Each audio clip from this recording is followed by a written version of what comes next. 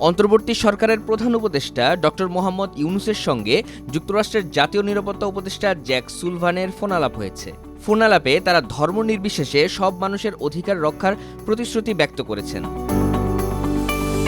23 December white হাউসের ওয়েবসাইটে প্রকাশিত এক বিবৃতিতে এ তথ্য জানানো হয়। এতে বলা হয়, জাতীয় নিরাপত্তা উপদেষ্টা জ্যাক সুলিভান একটি চ্যালেঞ্জিং সময়ে বাংলাদেশকে নেতৃত্ব দেওয়ার জন্য প্রধান উপদেষ্টা ডক্টর মোহাম্মদ ইউনূসকে ধন্যবাদ জানিয়েছেন।